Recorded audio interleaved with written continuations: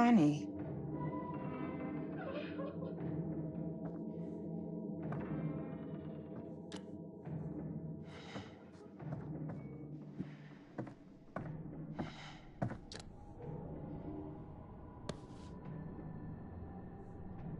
Bethany.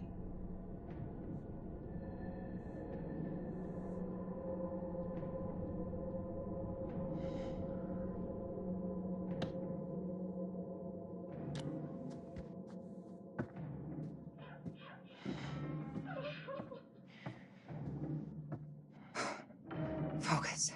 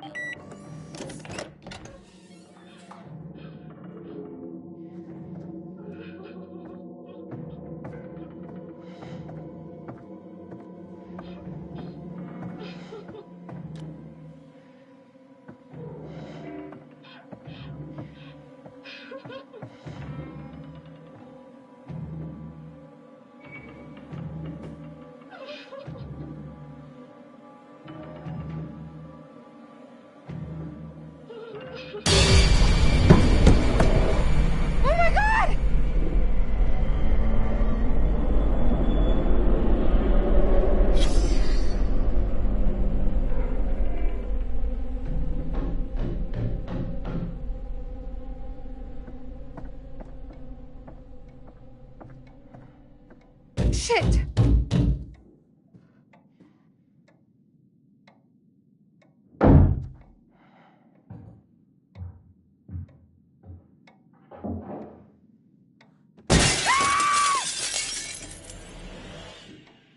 It's me! Get in here! Thank God.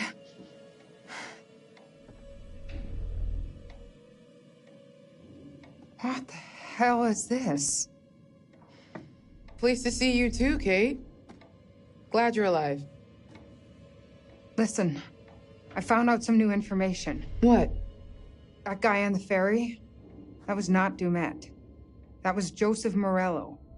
He's a true crime writer. I found one of his books. How's he wrapped up in this? I don't know. Have you seen Mark? No. I've seen Demet, though. He's creeping around.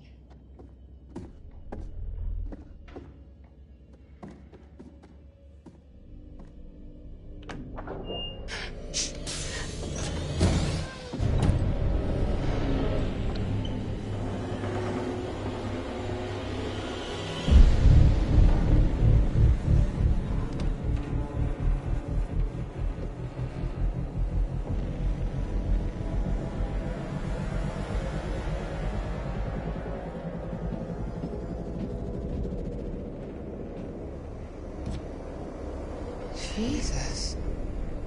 What is all of this? He's got video feeds, recording decks, a mixer big enough for countless mics. He's watching everything. It's more than that. He's got utilities running through here, hydraulics, electrics, everything. He can control the whole building from here. How far down does it go? This all connects. This is how he's getting around the house.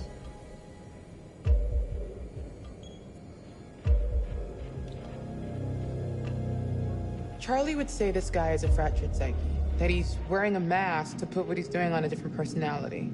That's probably just his theory because he can't reconcile a human doing this stuff. I think it's a mistake to say he's just crazy.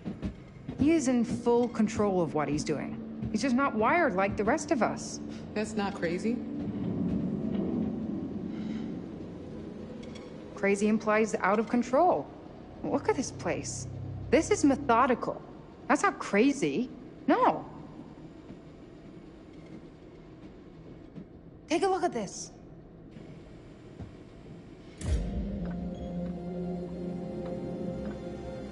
What is that? The guy we saw murdered. It was a setup? There was no groundskeeper.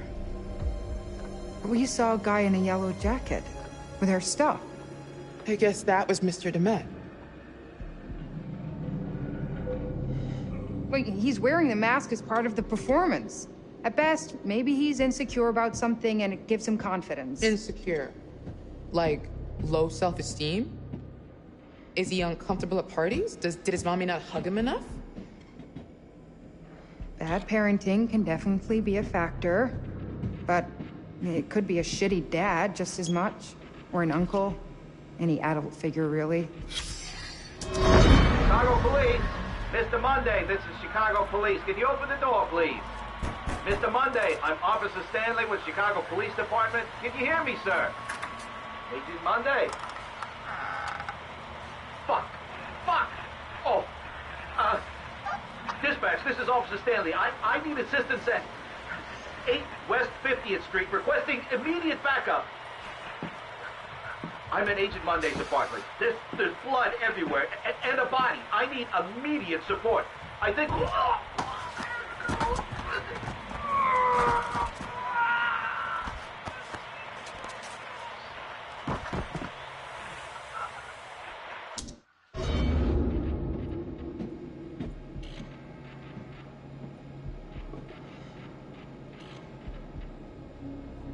Don't you read any of our research? I just set up the lights. I'm sure he fits the profile. Bullied as a kid, unchecked anger. As an adult, he's either an extreme overachiever or a cipher. Nothing between. He likes being in a position of power, especially over women. Okay, cool, but why? Lots of people put up with that stuff and don't turn into killers. Aside from the unhealthy obsession with H.H. Holmes, he's copying the M.O. Clearly, he identifies with Holmes somehow.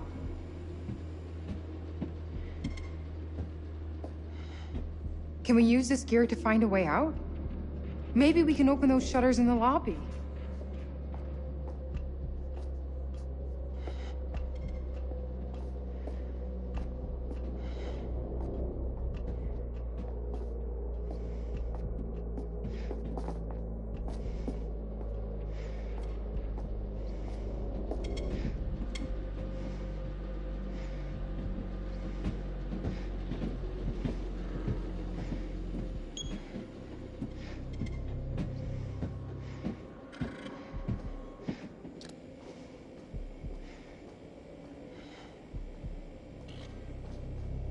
Over here!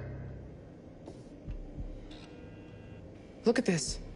It's all his little tricks of moving walls and crap. Nothing in this shitbox is real. He controls everything from here. It's a murder factory. You're right. We should use this against him. All right. What's your plan?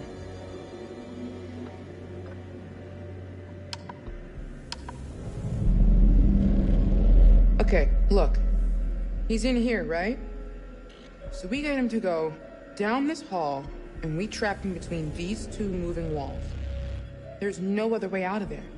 He'd be stuck. Okay. But how do you make sure he goes down that hall to begin with? One of us is going to have To be bait.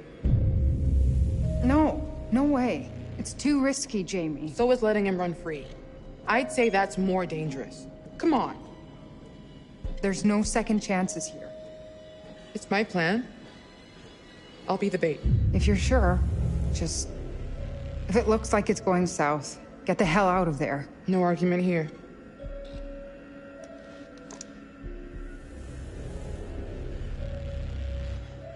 You could use that as a weapon if need be. I'm gonna hang on to it. I'm more likely to need it.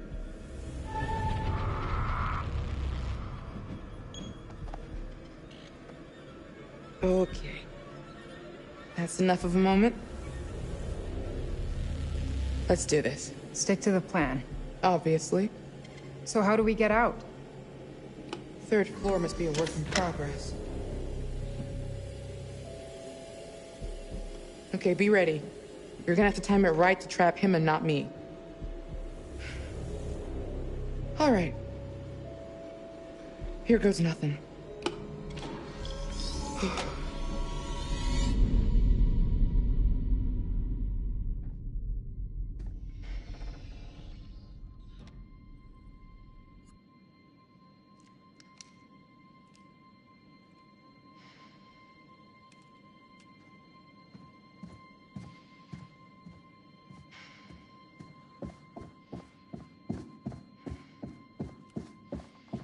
Head down the hall. Keep to the right.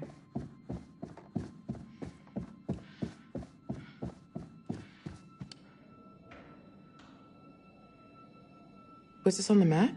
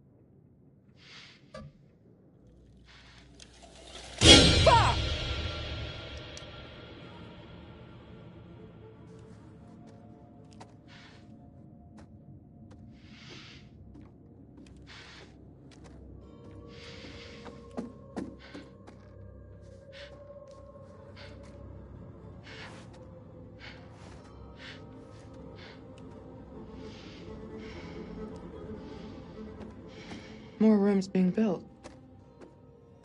Huh.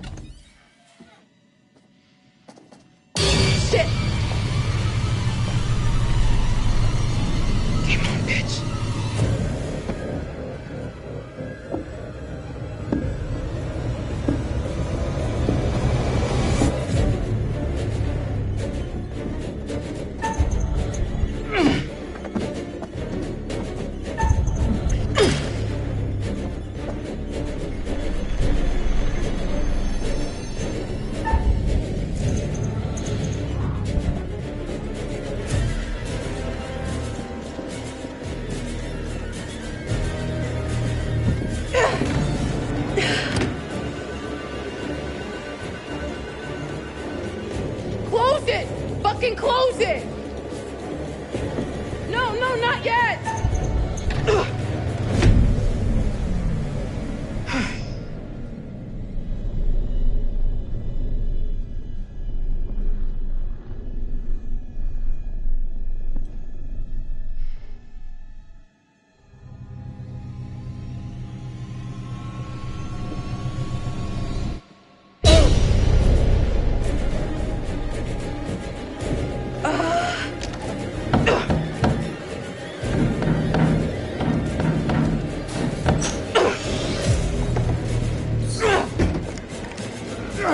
Jamie! Fucking run!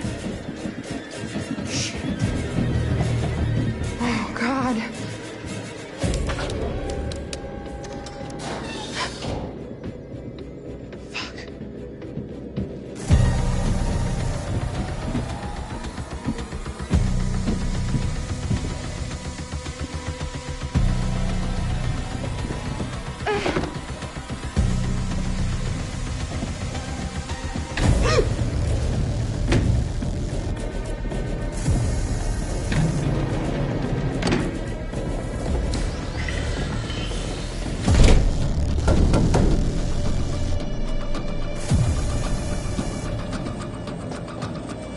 Jamie!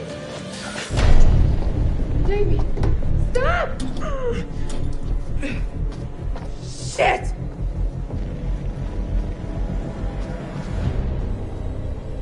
What is it? A button. There's a reverse symbol on it. What does it... Shit, no!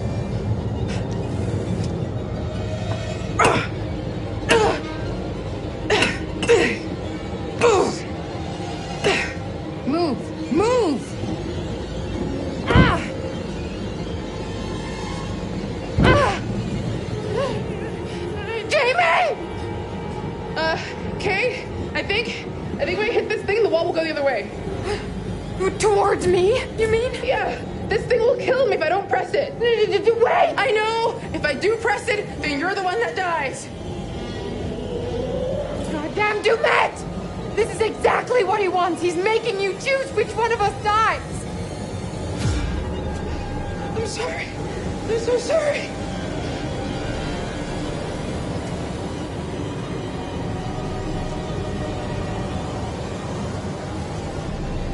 I'm sorry, I have to.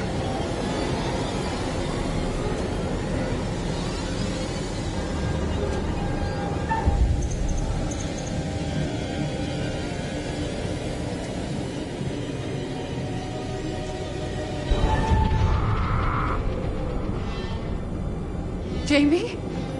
I'm not doing it. I'm not playing this game. Tell everyone I chose this, Kate. And if you get the chance to fuck Demet up, do it. Promise me. I promise.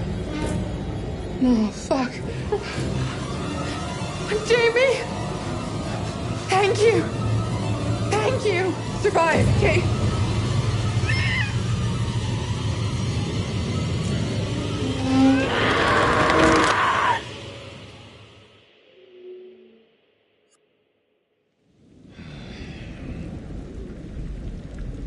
What an excruciating way to go. Jamie wouldn't press the button. She chose to spare Kate at the cost of her own life. Admirable. People can surprise you sometimes. Jamie chose not to save Erin when she could, leaving her to die, deprived of oxygen, suffocating to death.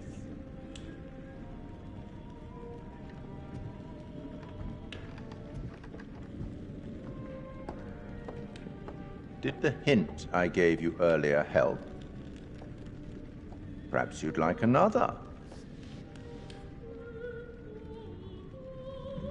Let's see if Sir Arthur can help us.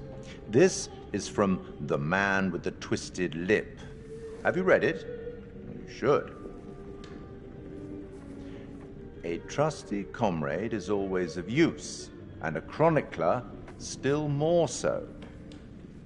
I think that last bit might refer to me. You should get back.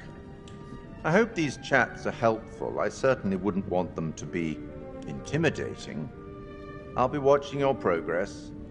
As always, watching very closely.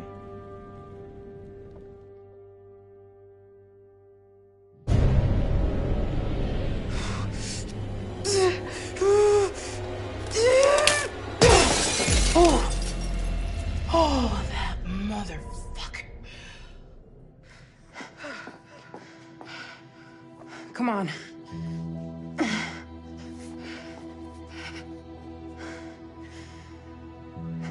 I owe you.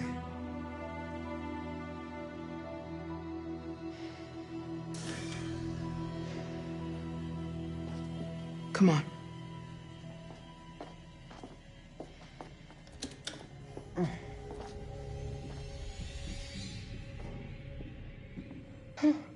Hear that?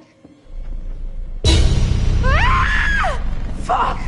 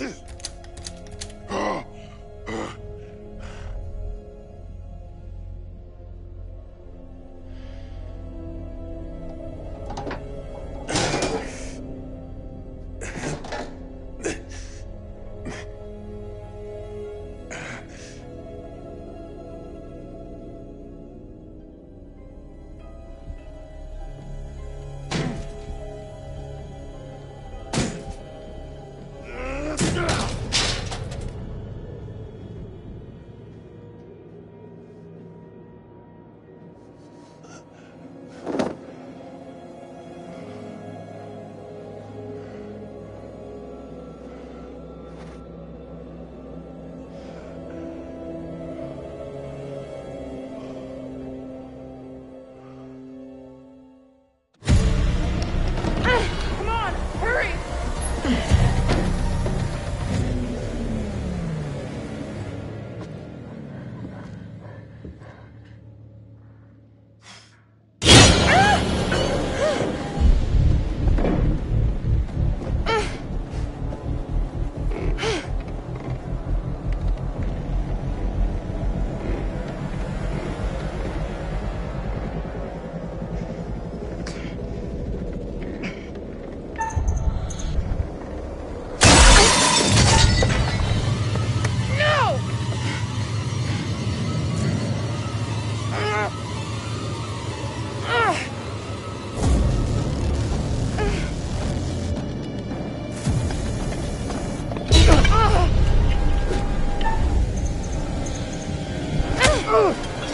Get away from me!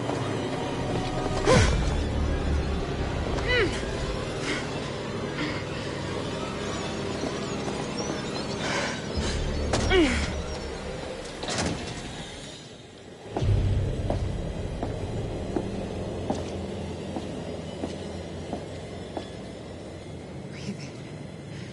2, 3, 4.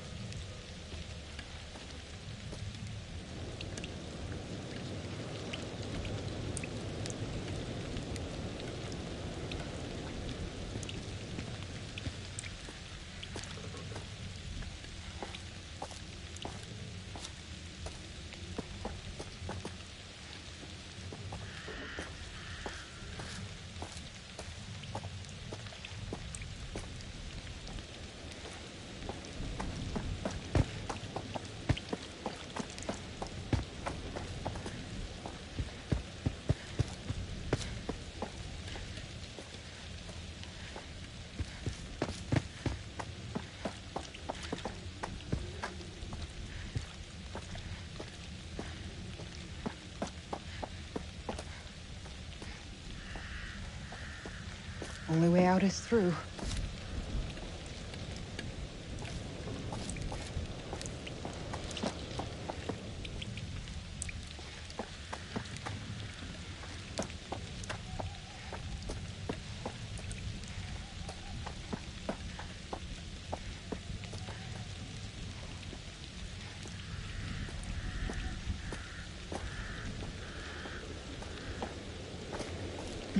This is gross.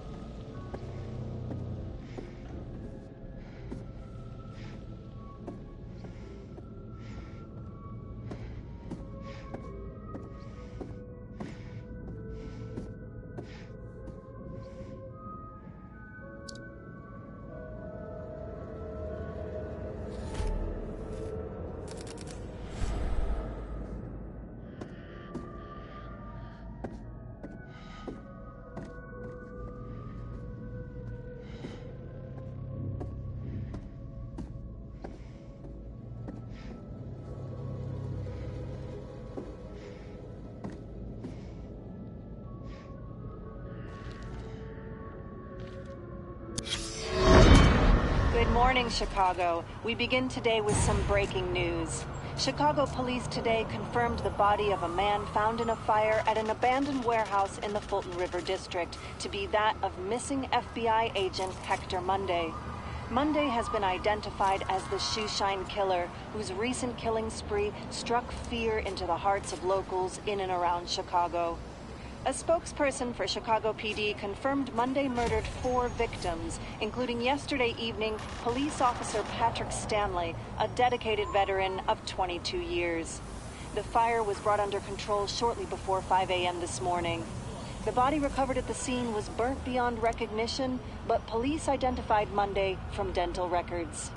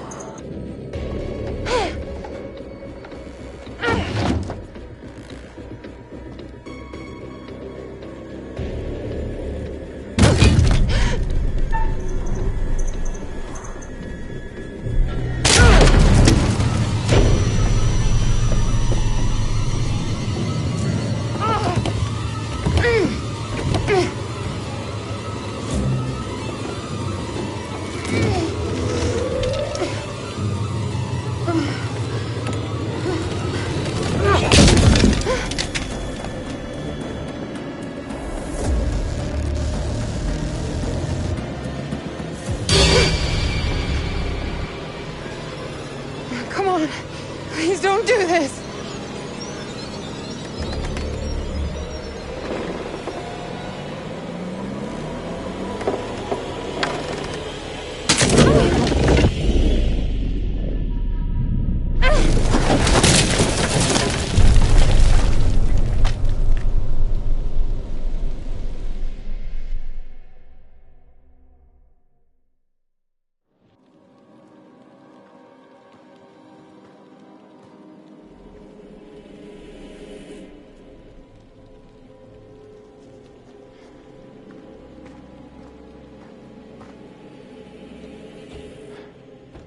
Damn it.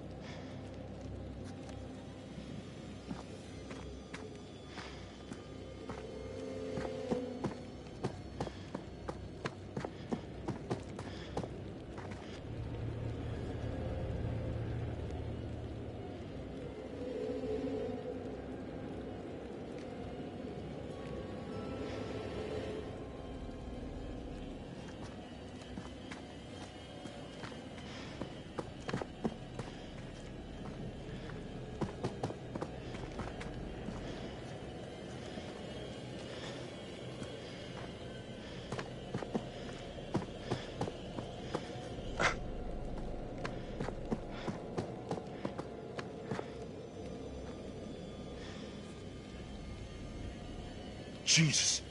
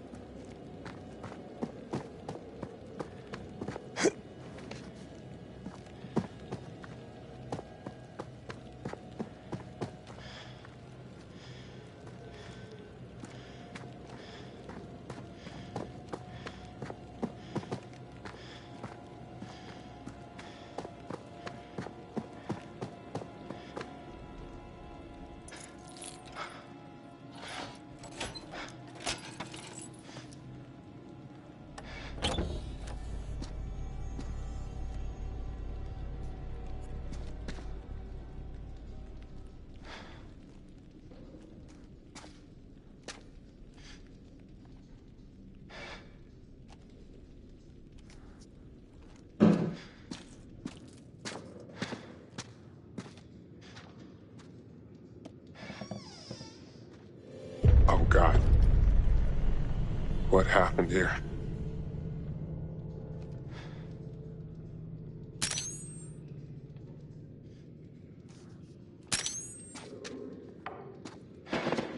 What's that?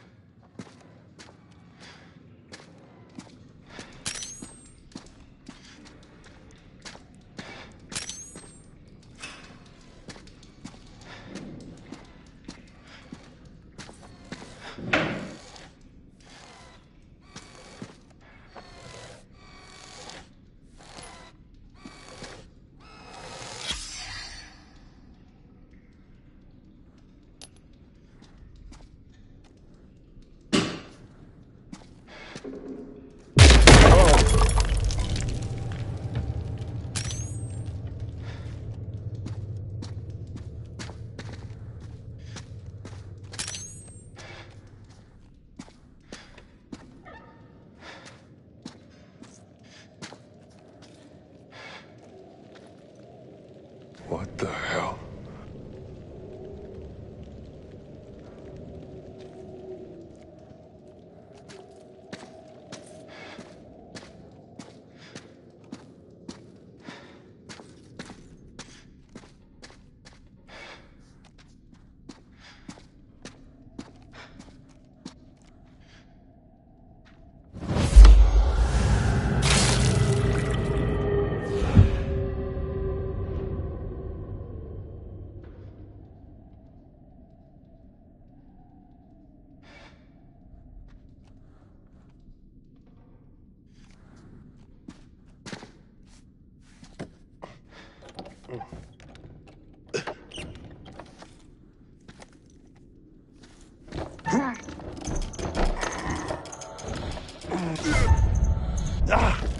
Oh, shit.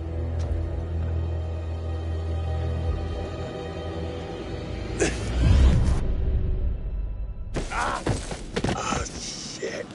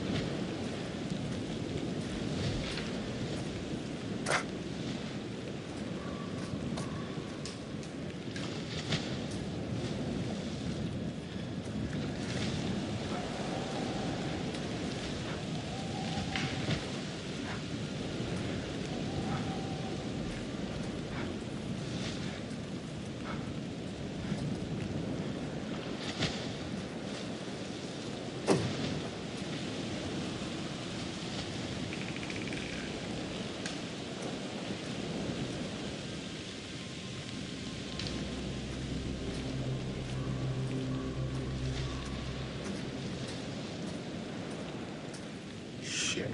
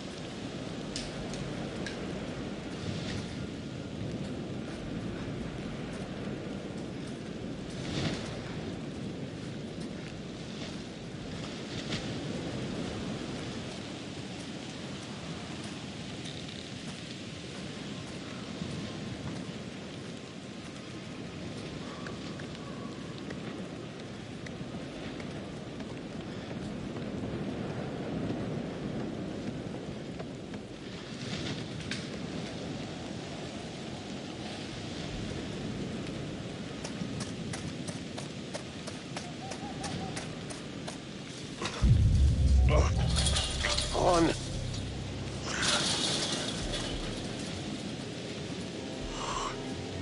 Jesus, why did I look down?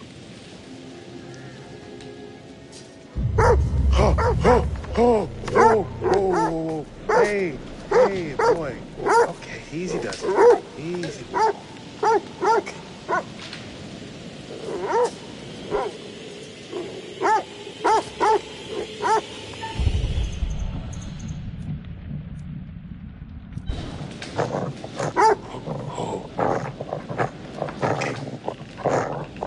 Easy does it.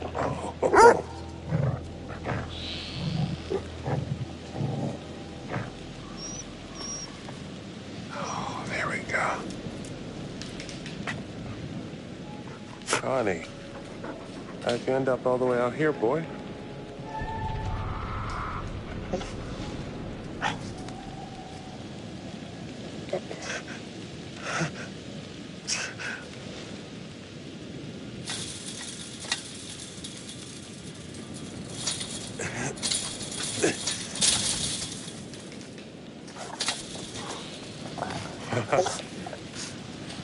You make it look easy.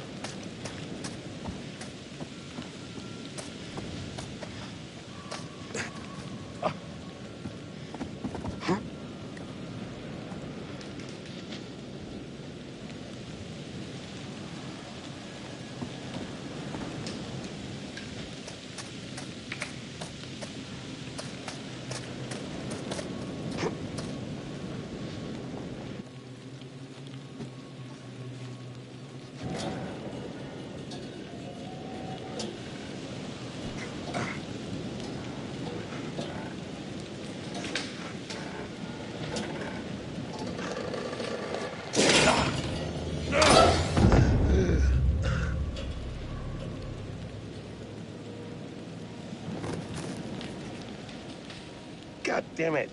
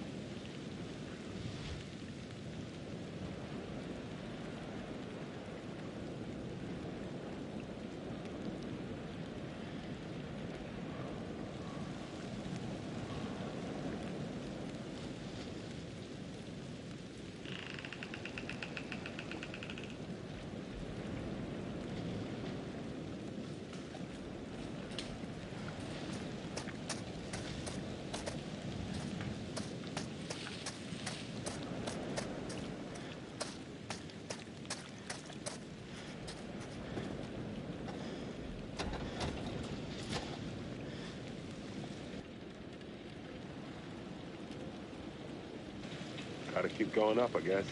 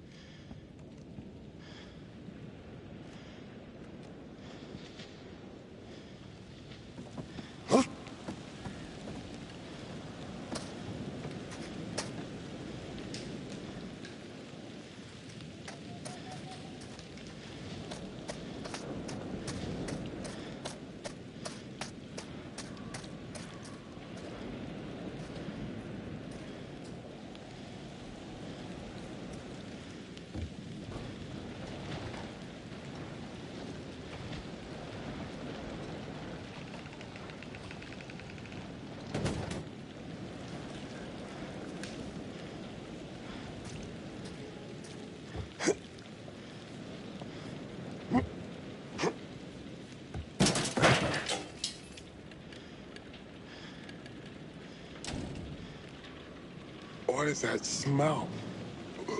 Ugh.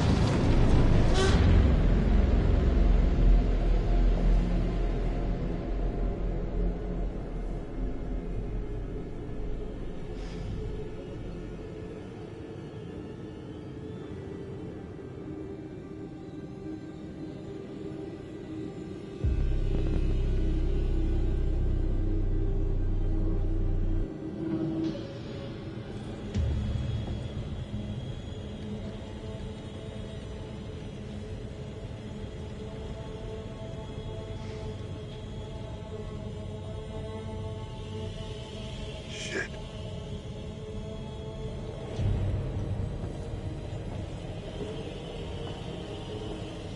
See now.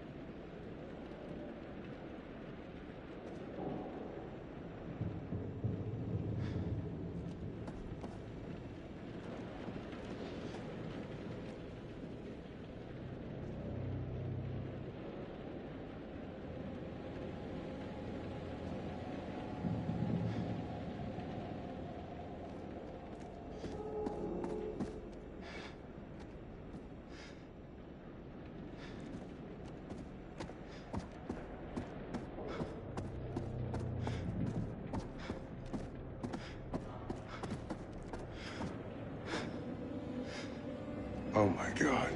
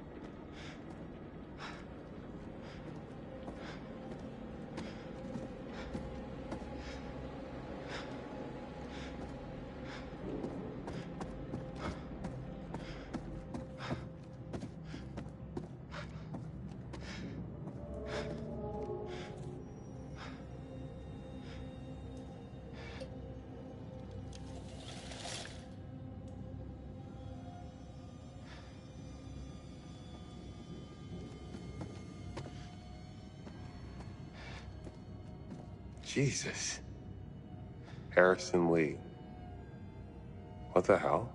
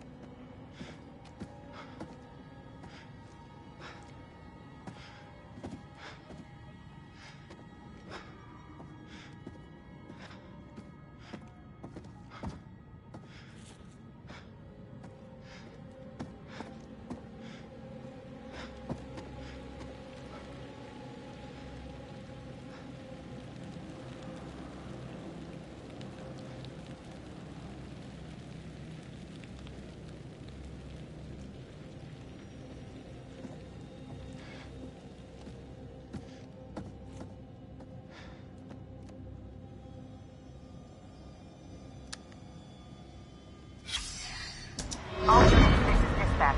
Be on the lookout for a male suspect believed to be the Shoe Shine Killer.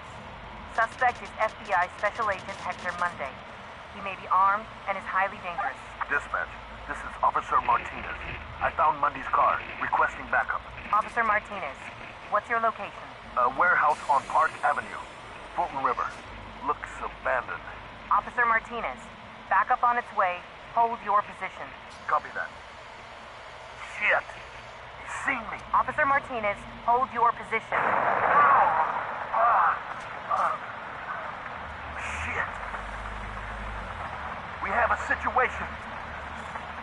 Dispatch, the building's on fire. Fire department on their way. He's still in there. You read me? Copy. He's still in there.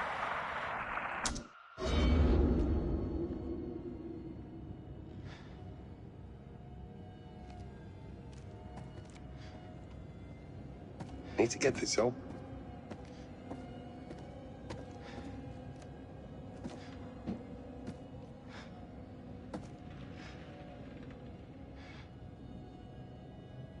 Oh, that's just great.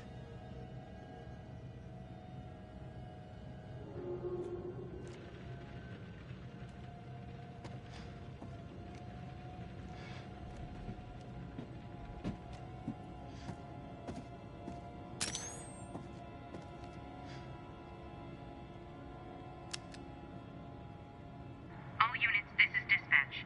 Be on the lookout for a male suspect believed to be the Shoe Shine Killer. Suspect is FBI Special Agent Hector Monday. He may be armed and is highly dangerous. I've got to get up there. This is Officer Martinez. I found Mundy's car, requesting backup. Officer Martinez, what's your location? The warehouse on Park Avenue, Fulton River. Looks abandoned. Officer Martinez, backup on its way. Hold your position. Copy that. Shit! He's seen me! Officer Martinez, hold your position. Shit! We have a situation. Dispatch, the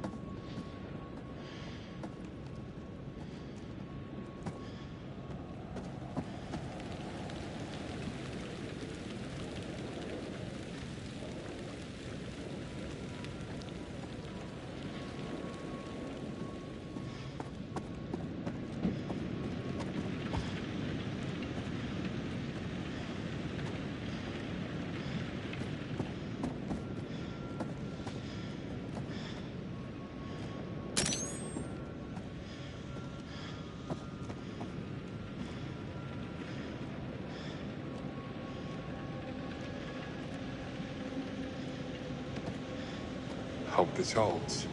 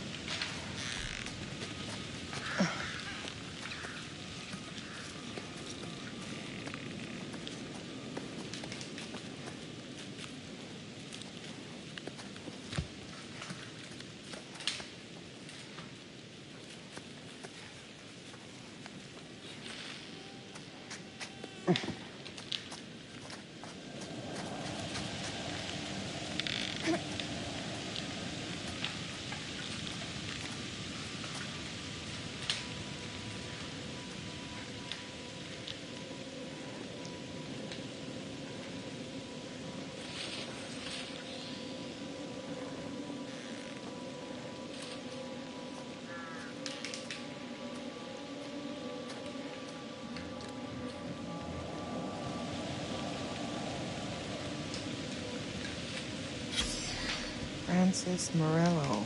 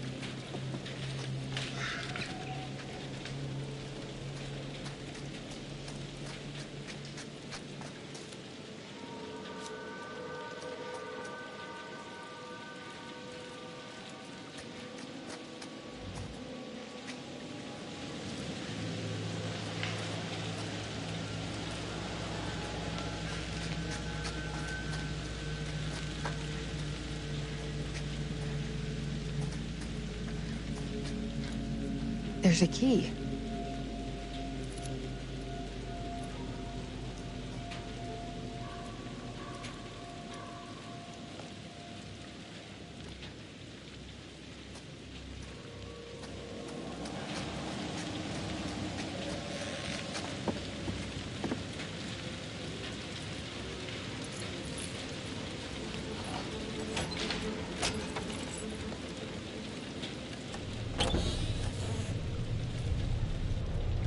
Jesus!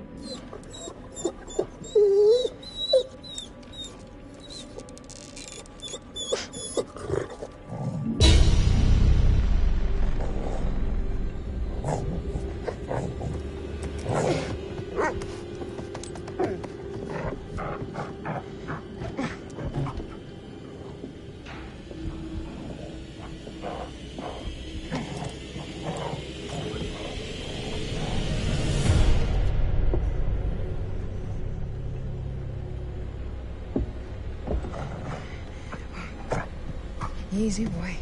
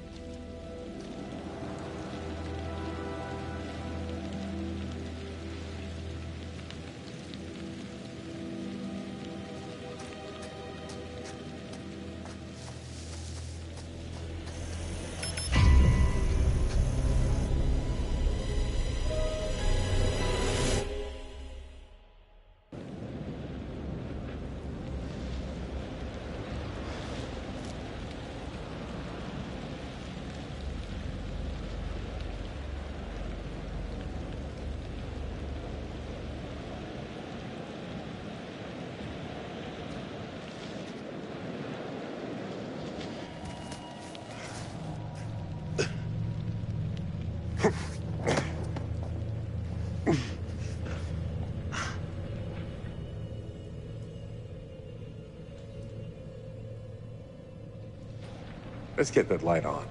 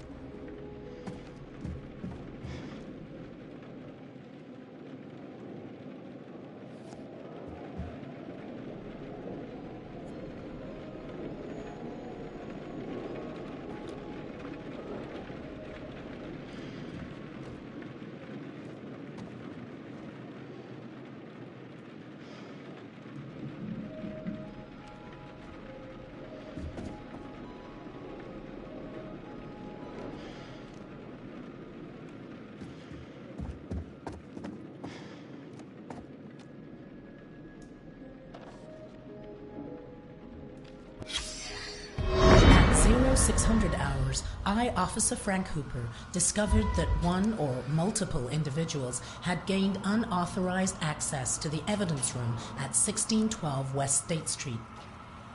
Among the missing items were assets recovered from the apartment of former FBI agent Hector Monday, including books, clothes, notes, surgical tools, and dental equipment. We are currently running with the theory that this was the direct result of souvenir hunters looking for a piece of memorabilia from the case. End of report.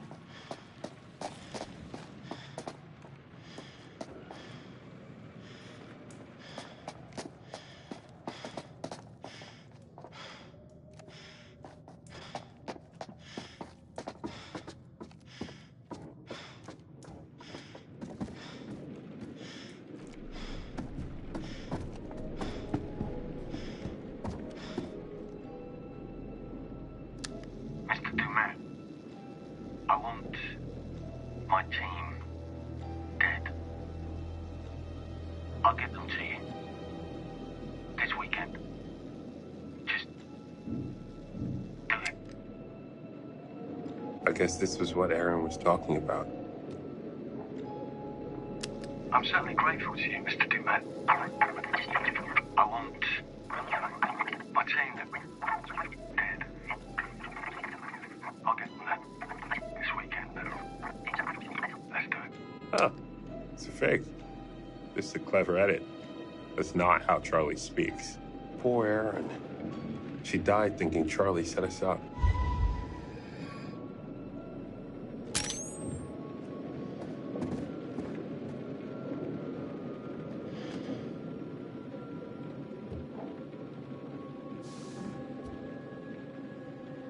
Hector Whalon Monday.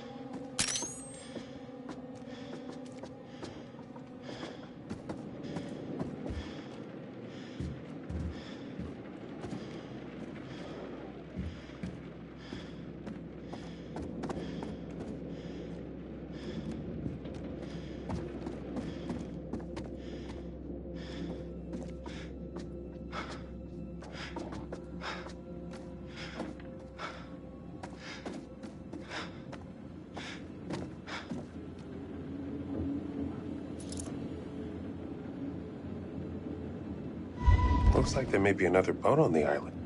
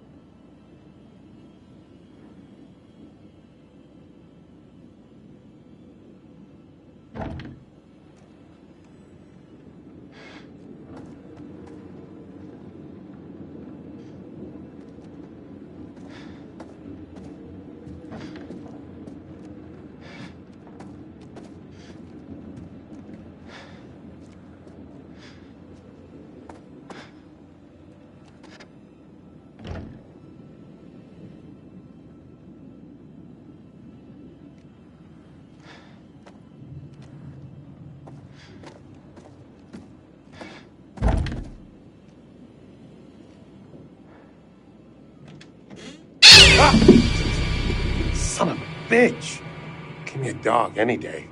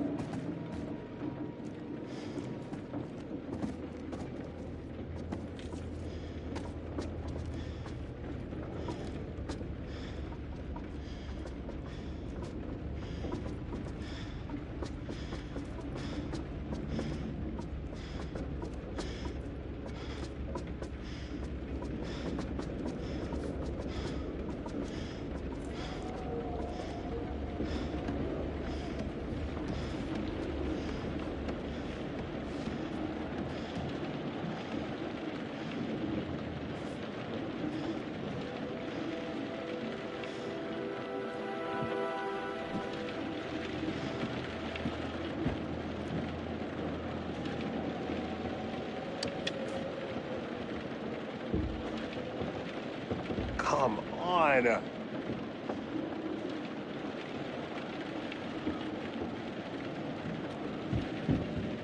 No way.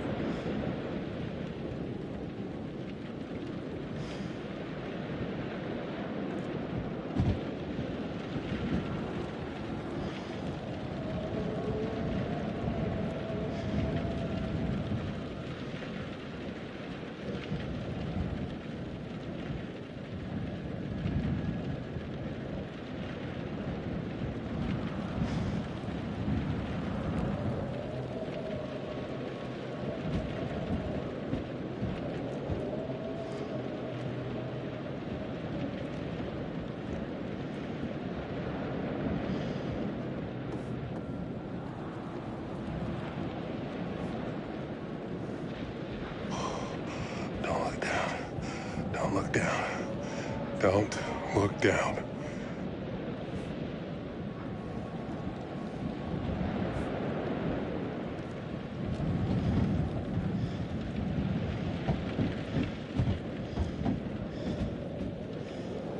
Tampering with the seal is a federal offense.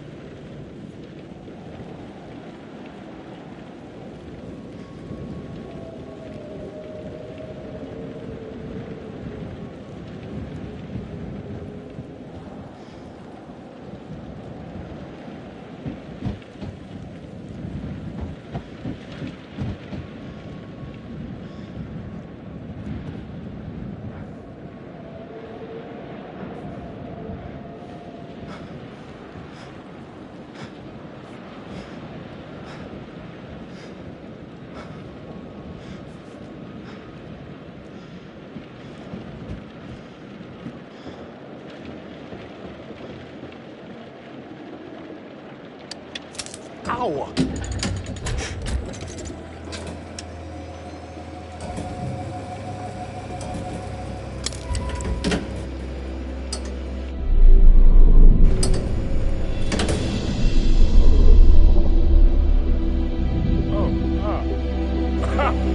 Fuck yes!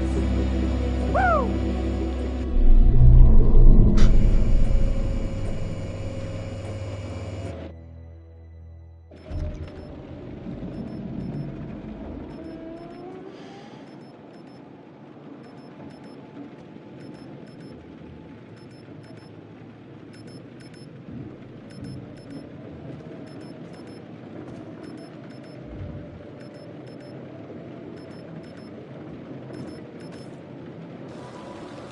Hey! Up here! Gate! Hey!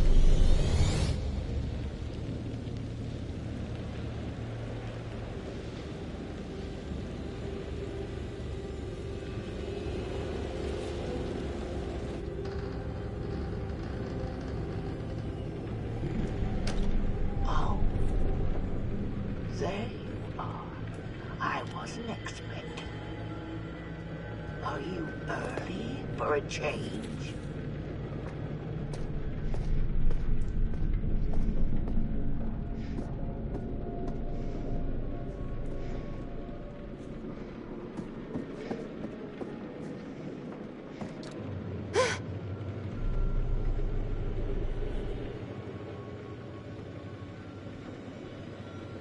You're a selfish monster. Always have been. Hey. Hey! Who are you?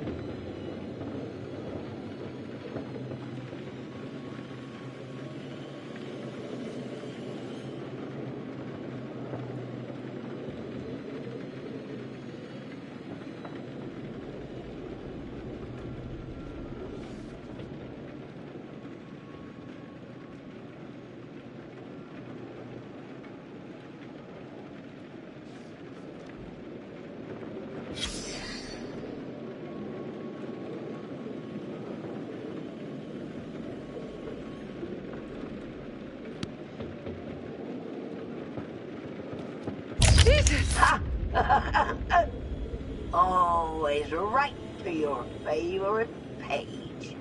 Predictable little shit. I know you.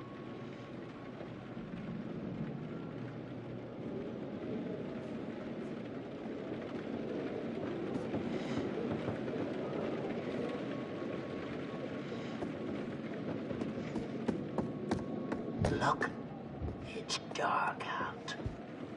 Gone all day and not a word from you. And I have to sit here worrying about what sort of trouble you're up to.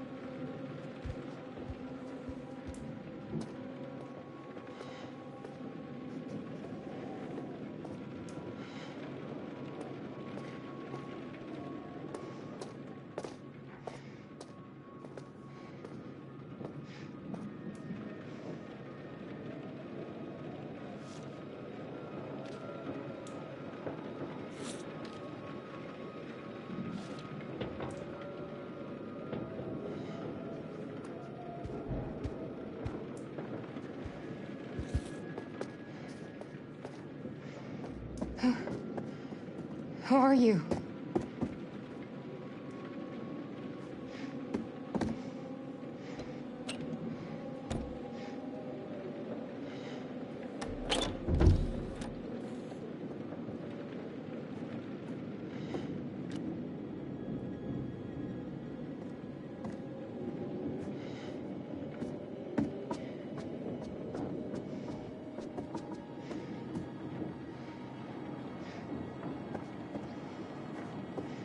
Mark? Please tell me you can hear me. What? What?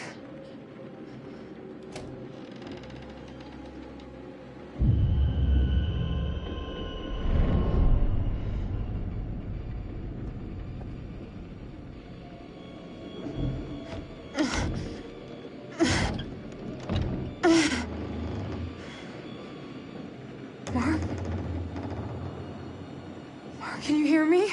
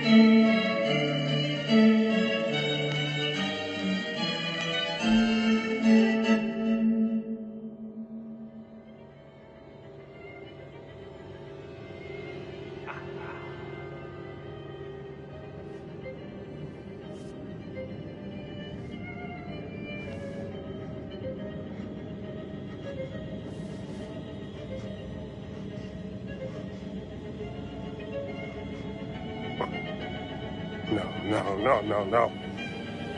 Get me out! Let me out of here, you son of a bitch!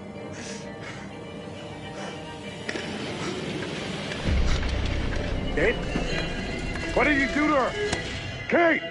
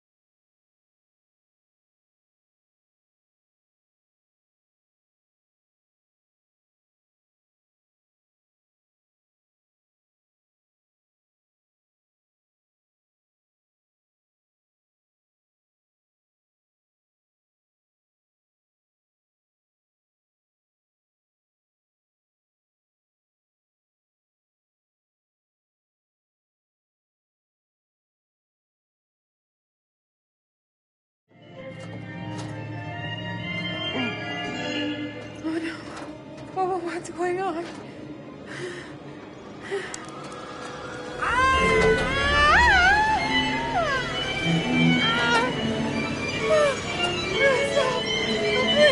Please don't stop!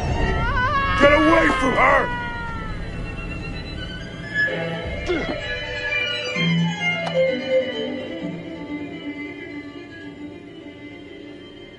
My name is Joseph Morello. What is this? I'm a true crime author. If you're hearing this, then yesterday we met and I led you to believe I was Grantham DeMent. I had no choice in the matter. I was asked to do this by the actual DeMent.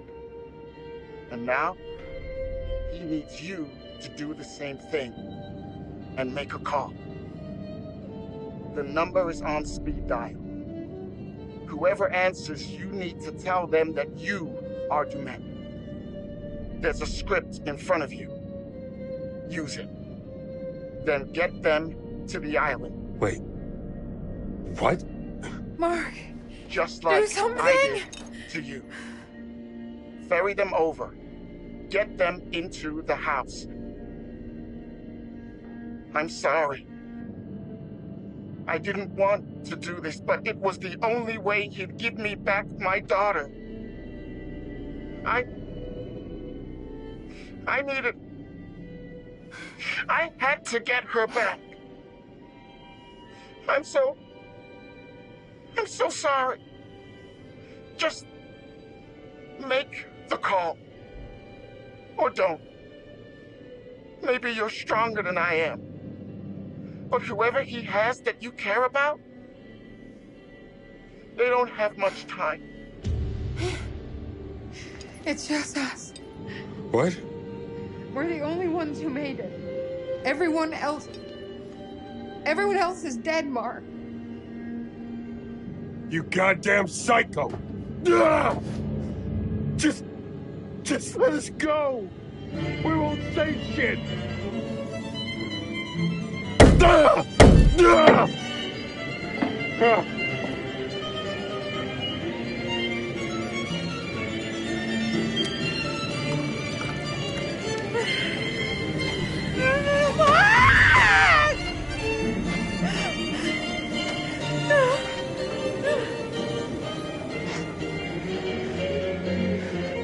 Just do it. Whatever he wants, please. Please get me out of here.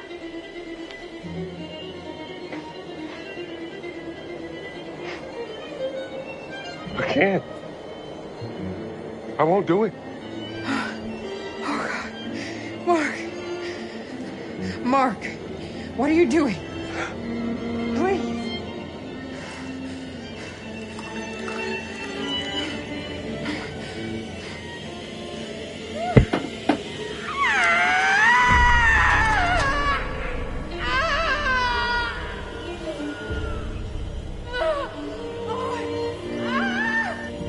Fuck you! Fuck you! Fuck you!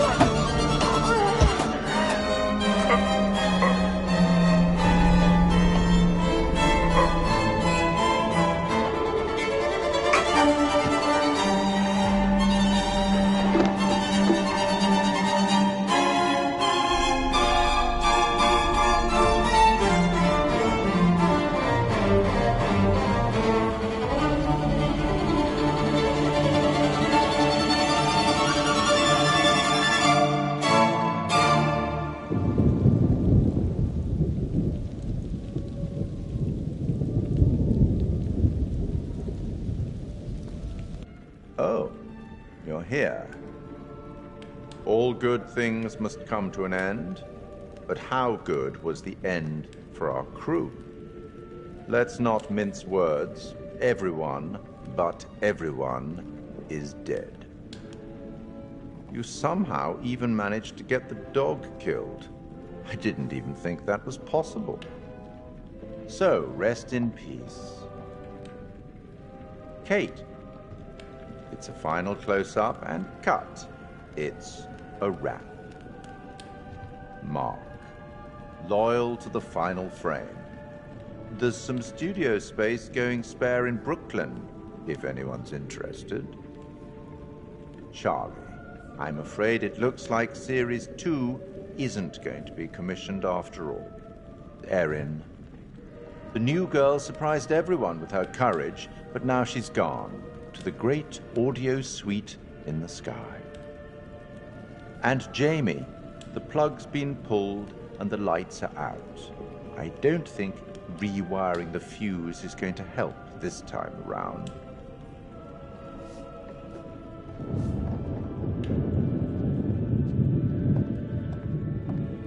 I'll tackle the paperwork in the morning. Can you find your own way out? It was, as always, enlightening. I have no doubt we'll meet again in the future. Farewell.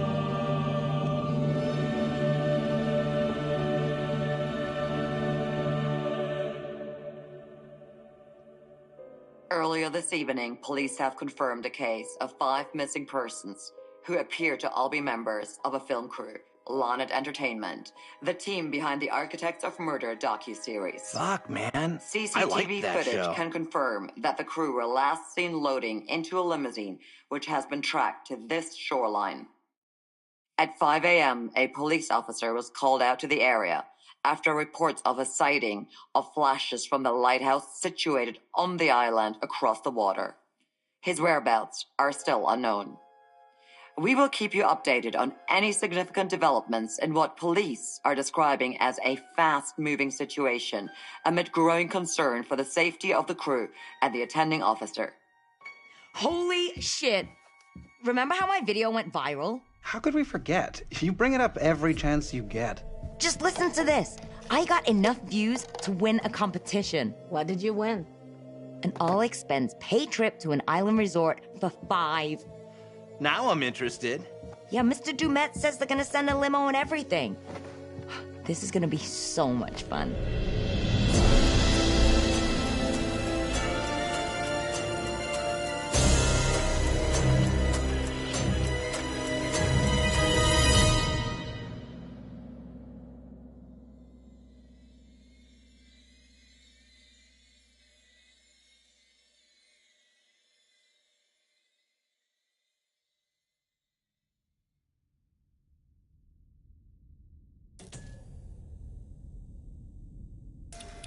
Oh, death.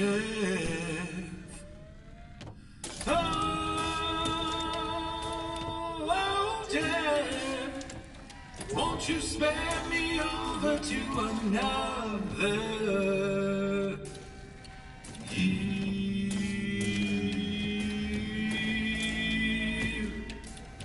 Oh, what is this I cannot see with icy hands taking hold of me? Oh, death and death, none can excel. I open the doors to heaven and hell. Yes, I have come to get your soul and leave your body and leave it cold. To drop the flesh from on your frame, the earth and worm both have their claim. I said, oh, death, oh, death, won't you spare me over to another eve?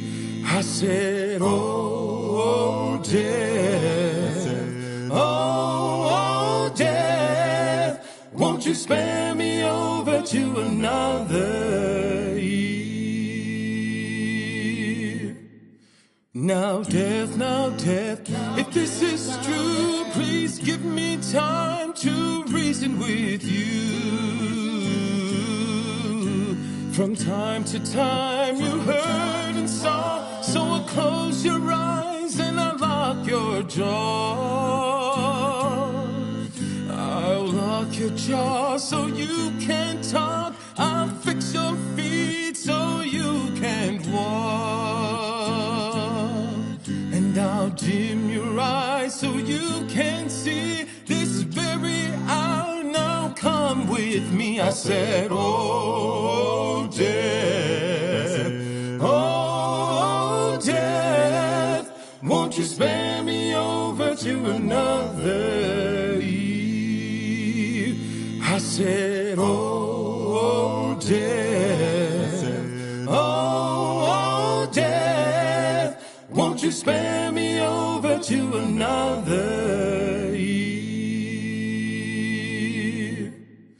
Now, death, please give me time to fix my heart and change my mind. Your heart is fixed, your mind is broad. I'll have your shackles to drag you down. Too late to all farewell. My dawn is fixed, I'm summoned to hell. As long as God in heaven shall dwell, my poor soul shall burn in hell. I said, oh, death, oh, death, won't you spare me over to another eve? I said, oh, death, oh, death, won't you spare me over to another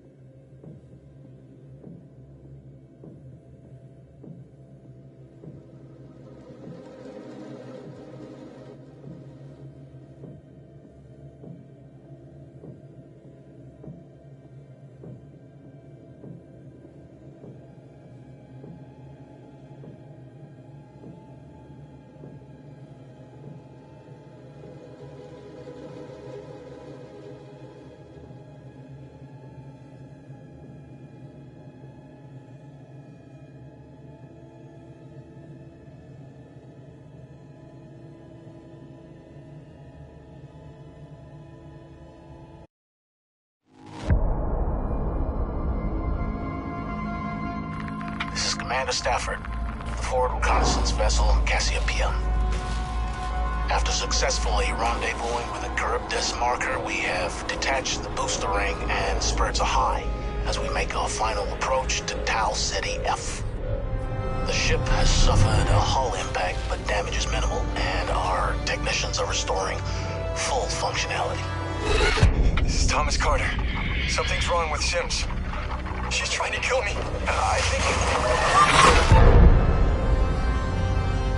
Our next transmission will be broadcast from orbit around humanity's future home. Stafford out.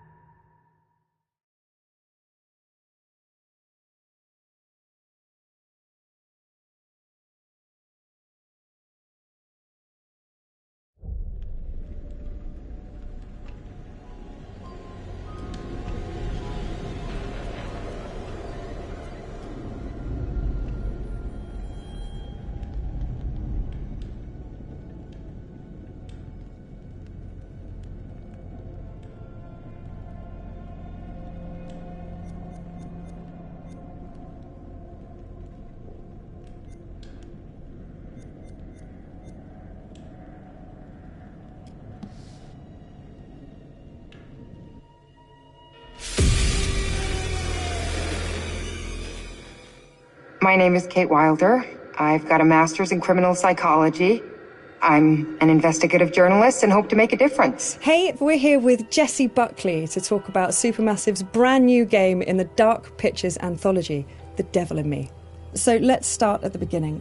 Tell us a bit about the character that you play. I play a character called Kate Wilder, who is a presenter who's part of this documentary team who are doing a show about the serial killer H.H. Holmes.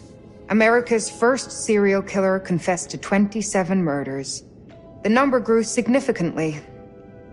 Nearly 200 lives. I'm a serial killer documentary watcher. Is that your jam too? Yeah, I'll watch a serial killer documentary. Right, it's really relaxing. Like, okay, cool, yeah, I can it's chill kind out. of fascinating why we're all addicted to kind of those stories. We need a plan. Forget his games, traps, all that bullshit. Think about the killers we've covered. There's always a weakness. I'm not playing detective, I just want to survive. Playing detective is how we survive. So what interested you in the role of Kate? Well, to be honest, I've never played a video game in my life, and I had no idea what the hell the world was. Oh, wow. Okay. So that was firstly why I kind of was like, oh yeah, that sounds new and fun. And yeah, and then I read the script and talked to Alita, who's our director, and it seemed like a really lovely thing to be part of and something new and fun. And I can't believe how they create this world. Action. You know, usually I just get a script and it's like 70 to 100 pages long, but there's like 300 pages in one script. It's unbelievable. So as you kind of mentioned, the game has multiple branching paths, so your character could end up in any number of situations. What's it like to film a scene, multiple times with different endings? What I've found is like you can only be in whatever strand you're in at that time and figure out the emotion of it at that moment, because then you can offer up something completely different when you go into a different strand. And it's a very immediate experience, which I guess is also what a player will feel when they're doing it as well. So I just kind of try and keep my head in where we are right there at that moment. And if I was trying to think of what was happening in the other strand, it would be a disaster. It must be really hard, yeah, because you kind of have this mapping, I suppose, in your brain of what the outcomes could be, and then just trying to stay in that moment. It's very interesting stuff. So many things can happen to characters in the Dark Pictures anthologies. How do you make sure that Kate is always Kate, no matter what she's kind of faced with? Well, I guess before we started, we did a big read-through with everybody, so it was good to kind of get a handle on who she is in the context of the environment she's in, but also the relationships that are in the world as well. It just kind of reveals itself from the script, and I just kind of let her run free and see what That's so cool, happens though. to her. Yeah, I don't think anybody has continuity in themselves. I don't anyway. It must be very difficult. Yeah, really difficult. And that's it. I guess it's quite good fun to then go, okay, let's go with this and see where we end up. Well, I think also Kate lives on the knife edge of she has a genuine obsession and curiosity about serial killers. So there's part of her that's kind of running towards it and part of her that's running away from it, and all of them have come to be curious about H.H. Holmes, but also with that, you're kind of living a real life horror as you're going into this world. So, come on, Charlie. What do we know about this guy? And everybody's fantastic, and they're all such distinctive people, and they all somehow genuinely feel like a crew, Nice, yeah. You kind of have the kind of riffs. Charlie is thinking. She looks a lot like a temper tantrum. And the new fledgling loves, and then the kind of creeping horror of your life. What are you doing with your life? Sounds very familiar. Yeah, I think I've been there at 3 a.m.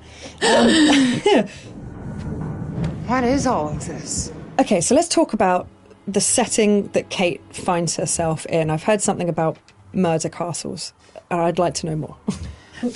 So the production company that Kate works for, Lonnet Entertainment, they get a mysterious call from a stranger who says that he's basically made a replica of H.H. Holmes' murder castle. Wicked. And invites them to come and document it because he knows that they're interested in serial killers. And Lonnet Entertainment, which is run by a character called Charlie, is kind of hard up, but only Charlie knows that. And so even though Kate is a bit kind of resistant to go because it just feels like another kind of fuddy-duddy thing, they agree to go to this island as one last kind of hurrah. It sounds like absolutely nothing awful is going to happen. It sounds like a perfect setup. I'm going to have a cup of tea. Delightful. Yeah, lovely island. Very nice. Look! Years are the wine that fill the cup of time. So in the game, you've got quite a limited inventory. Which items would you take into the house if you could take anything? I'd probably take, like, I think, look, all these mad people are just in need of a hug. So I'd probably take a bottle of wine and just be like, mate, let's just sit down, have a glass of wine, talk about what's going on here. Get Charlie's fags. Come here. Have let's a fag. Just calm down. That's my weapon of choice. I'd kill him with kindness. Well, you could at least start with the wine, and if that doesn't work, you've got the bottle. So I mean, it's perfect. You're done. And if not, I could just drink it myself and have a lovely time. Some kind of belt with 3 or 4 of them attached. Off you go. It's all going to be fine. And if it's not fine, you're not going to know about it. Yeah, done. Perfect. Good choice. Think it's okay if we pour some wine? God, please do. So you've mentioned the chase scene with the other girls. Was that fun? That genuinely was fun to be running and scared and all of that? Yeah, it's always fun. I mean, I think everything's kind of fun. So, thank God it's not something that happens regularly in your real life. So when you get to be part of something where it's super heightened and surprising and otherworldly things can happen, and you've got these 2 excellent kind of birds beside you who are like fighting off the demons, and you're genuinely scared and you're kind of doing it together, it's it's brilliant. Move your ass! Go! I've been around mocap. I've seen mocap. It fascinates me. What was that like? And more so, what's it going to be like to see your face in a video game? To wear a mocap is like, I mean, you just feel like you've got a huge nose because you've got this cycling helmet on, but then it has a huge beak at the end where there's a camera. And sometimes when they're putting it on, you can see the other actors already kind of lined up, and it's very close. It's very scary. No! You're gonna kill me! But yeah, I think it'd be super interesting. I don't know, maybe I'll look a bit better. They'll doctor me off or something. Kate's just a better version of me. Yeah, it'll be really interesting. It's going to be very cool. As far as, let's say, traditional acting versus video game acting, what were the differences? Was there a huge kind of difference between the two? I'd say the main difference is just the speed at which you work when you're making a video game. You still have the same intention, and narratively it's the same kind of experience because you're creating characters together and you're creating a world together, and our wonderful director is like interacting with us as a film director would.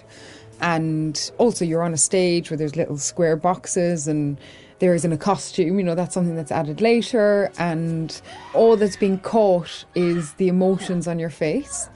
It must be quite intense when it's just focusing on your face. That must be a real intense experience. Although to be honest, the scripts they're really good, and so I don't really try and think about that too much, whatever the situation. I think if I did think about it, it would be an awful disaster. Yeah, may change the situation entirely. You just kind of listen to everybody else that's there and get on with it. We need a plan. Forget his games, traps, all that bullshit. Think about the killers we've covered. There's always a weakness. You suggesting we invite him to tea and psychoanalyze? I'm suggesting we use our heads. We play his games, we'll lose. It's our best shot.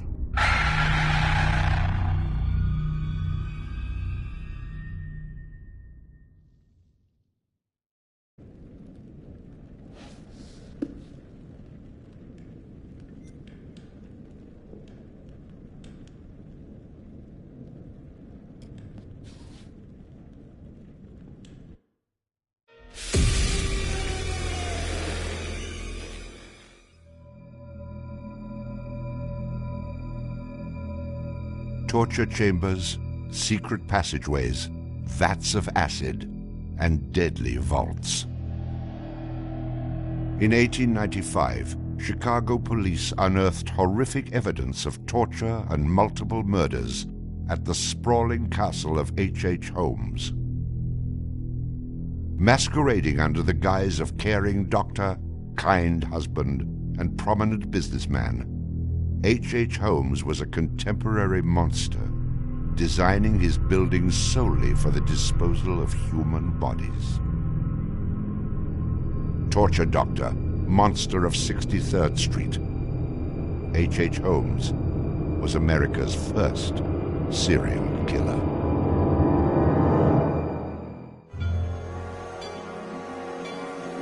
Just south of Chicago, the suburb of Englewood was thriving with commerce. The train station itself had 9 leading lines of railway and over 100 trains stopping there every day. No other suburb of Chicago had this luxury. Dr. Henry Howard Holmes, a pleasure to meet you. Arriving in Chicago, Holmes finds work immediately at the E.S. Holton drugstore, located at the southeast corner of 63rd and Wallace in Englewood. Several months later, Everett Holton dies of supposed natural causes. Then Claire Holton, his wife, disappears after selling the drugstore to Holmes. Owning the drugstore, Holmes had a steady flow of cash. He would often purchase and resell goods and properties under his numerous aliases. In addition to scamming creditors, Holmes obtained his funds from other phony inventions, such as a mineral water elixir, which in reality was obtained from the city's water supply. 1888, Holmes secures a lease on the vacant property across the street from the drugstore, the southwest corner of 63rd and Wallace. It is here that Holmes will make his horrific dreams come true. He will construct a building for which the entire world will remember him. Fantasies start very young, and so what he did then was he took a step furtherance of his fantasies to make it reality. And probably, if we had done a little bit of investigation back then, we would have seen things like his plans, but not just plans for a building, because we'd expect to see architectural plans, but plans for his torture rooms. For the suburb of Englewood, the building Holmes is erecting at 63rd and Wallace is a massive construction project. Day after day, passers-by stop to gaze at the spectacle of the many laborers working together to create a magnificent new edifice in their neighborhood. Englewood residents were so impressed with the massive building that they named it the Castle. From its outward appearance, it seemed rather normal. But like the duality of Holmes, the exterior and interior of the building were extremely different. Holmes himself was the architect of the building. He was the only one who knew its design. There was this constant turnover of workers on the building. He would hire a mason to put in a wall and then fire the guy, or hire somebody to put in part of a staircase and then fire him. And there seemed to be several very sinister reasons behind that. One was he managed not to pay a lot of these people because he was always claiming that they were doing incompetent work. But the other, much more insidious reason was that no one except him really had a clear idea of what the structure of the interior of the house was. He had a huge bank vault installed in one of the rooms. And the way he did it was he put the vault in first while the building was under construction, and then built the room around it. And he bought this thing on credit and then refused to pay for it. The bank company said they were going to repossess the vault. Holmes said, well, come on in and do, but if you damage my building in any way, I'm going to sue you for everything you're worth. The bottom floor of the castle housed a pharmacy, jewelry store, barber shop, restaurant, and a blacksmith shop. Behind this innocent facade was a Gothic house of horrors designed by the mind of a monster.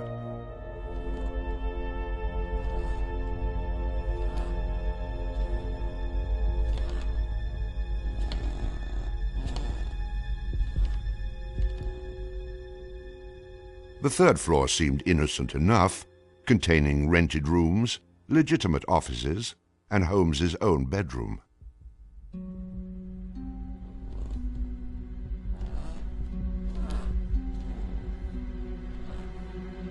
but it was the second floor that contained 35 rooms, many specifically designed as killing chambers.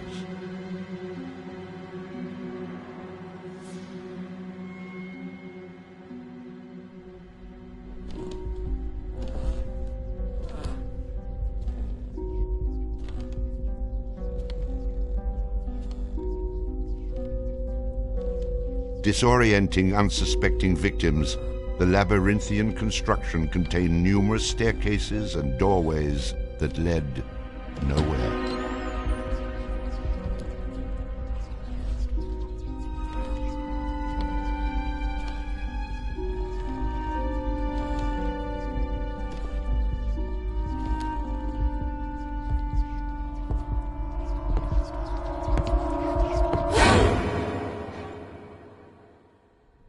For a quick method of hiding a victim's body, a concealed greased chute and trapdoor led directly into the basement of the castle.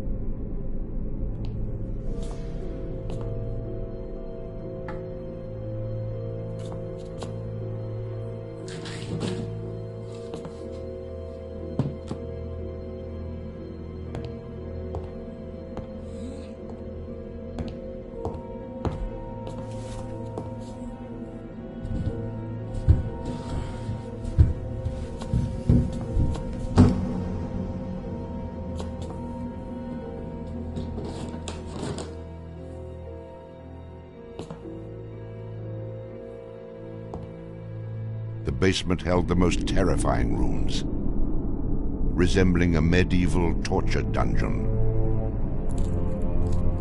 Acid vats, quicklime pits, and a crematorium disguised as a glass-bending furnace were Holmes's favorite methods of immediate body disposal.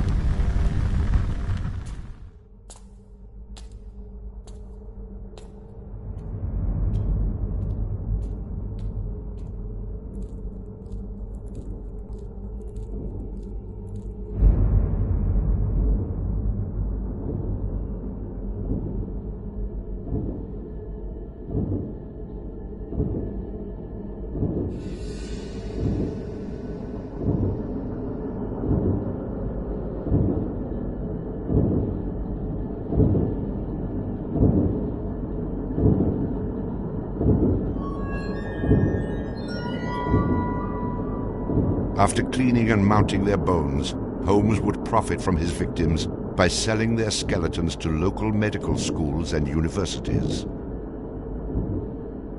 Holmes would make a killing in Chicago, financially and literally.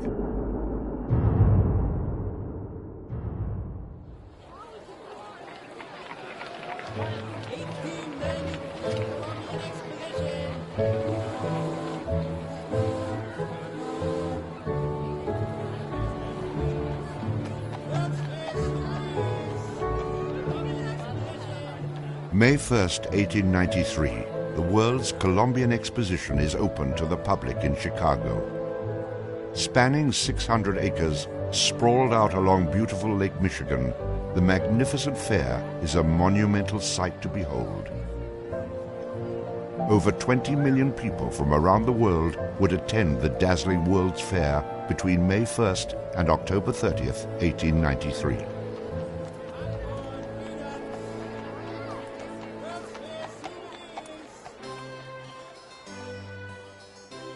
Holmes utilizes the World's Fair as the perfect opportunity to capitalize on his demented design of the castle. Located only a few miles from the World's Fair, Holmes's castle was perfect lodging for tourists. Holmes decides to rent rooms to visitors of the fair. He entirely renovates the upper floors of the castle, bringing in the most modern furnishings and luxuries, all purchased on credit, which Holmes had no intention of repaying. In addition to placing newspaper ads for rooms to rent, Holmes visited the fair with several of Benjamin Peitzel's children, preying on elderly women who flaunted their wealth, making sure he invited them back to the castle for a warm night's stay in a soft bed. They're not calling their relatives, telling them where they're at. They just know that they're going to Chicago to see the Columbian Exposition. perfect victims because they're unknown in the city. Their relatives, wherever they came from, know that they were coming to Chicago, and they never came back. How do you start to find them? They don't even know where they stayed. Perfect, easy victims. I'm sure some of them got in and out of his place with no problem. And others, they walked in and they never checked out. Some of the rooms had been completely lined with asbestos to make them soundproof. Hidden in Holmes's office was a master control panel which connected to gas lines leading into airtight sleeping chambers. Holmes would lead his victims into the rooms, lock them in, and turn on the gas, asphyxiating them while watching their demise. Let me out! Holmes, let me out, please! Holmes! Holmes! Holmes, please! Holmes! At the height of the World's Fair, Holmes masterfully juggles his castle businesses, renting rooms, dodging creditors, selling skeletons, and attending to the needs of the many women in his life. I have had many young ladies in my employ, most of whom are still living in and about Chicago, whose parents and friends know only too well that far from being their seducer, I have done much to materially help them in their narrow lives. Being a personable, attractive young doctor and businessman, Holmes won the hearts of many women throughout his life. At one point, Holmes managed to secretly have 3 wives, each never knowing of the others.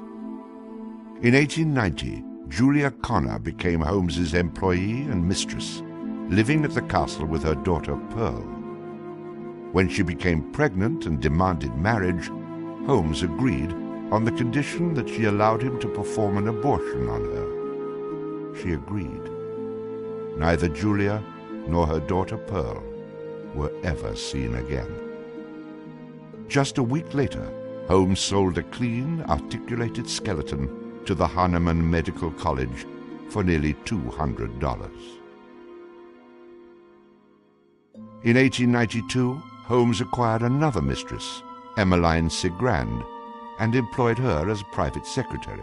Holmes sent Emmeline into the vault to retrieve some papers and sealed it, suffocating her to death. Several weeks later, the University of Chicago acquired a female skeleton from Dr. Holmes. In 1893, Minnie Williams became Holmes's new private secretary and eventually his mistress. Minnie was the beneficiary of a property in Fort Worth, Texas, valued at over $40,000. Holmes murdered Minnie and her younger sister Nanny after having Minnie sign over the Fort Worth property to him. In 1894, Georgiana Yoke became Holmes's 3rd wife. He married her under the name Henry Mansfield Howard. Like his other legitimate wives, Georgiana lived out her entire life. On July 19, 1895, Chicago police enter the Holmes castle. The world would now learn of the horrors that the castle had kept secret for so very long.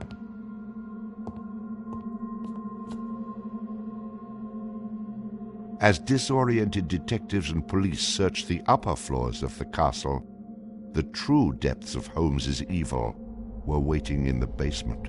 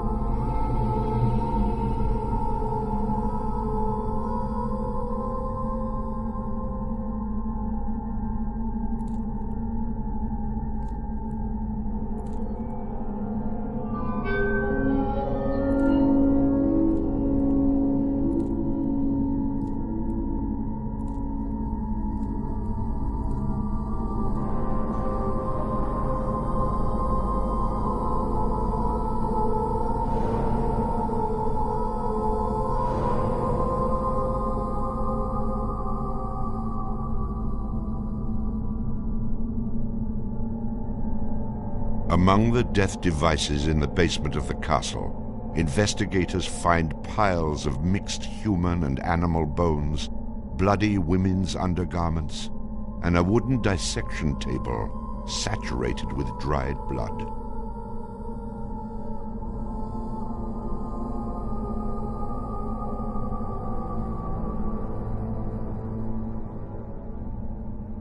Chicago police were inundated with names of people reported missing from the World's Fair. 50 missing people were eventually traced to the Castle of Horrors. The evidence, blood and bones found in the basement posed a problem for 19th century criminal investigative techniques. It was very difficult to go and identify even the bones as being human in origin, because with the very small fragments you didn't have enough of the identifying characteristics to be able to make that ID.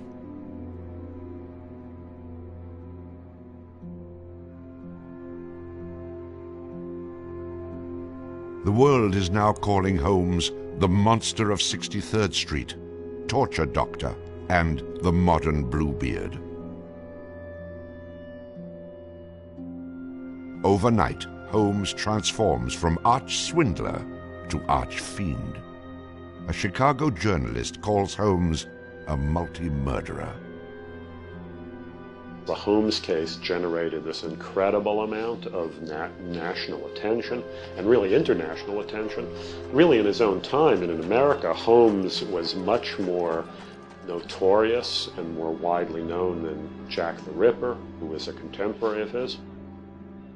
Then as now, people were very, very fascinated to sort of visit the sites of these terrible crimes. And his castle became a kind of tourist site. And there were various people who were wanted to take it over and turn it into a kind of murder museum.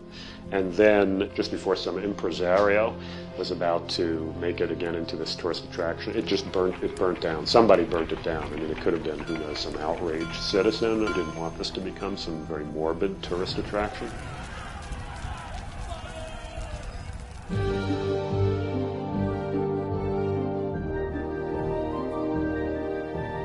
Holmes's trial was kind of the O.J. Simpson trial of the day. It just generated this huge amount of publicity. The case had become a kind of national obsession. Of course, there wasn't CNN or Court TV back then, so it couldn't be covered quite as relentlessly, but it was covered very, very extensively. There were true crime books and pamphlets and all kinds of stuff. And Holmes himself had become a sort of folk figure almost, you know, the sort of national boogeyman.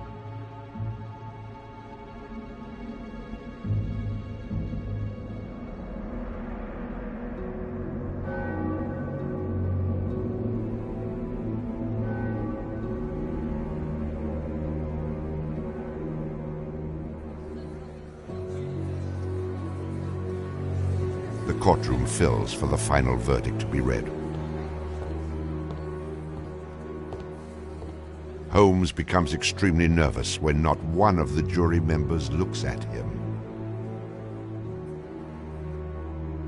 In his entire criminal career, this is the moment Holmes never believed would occur.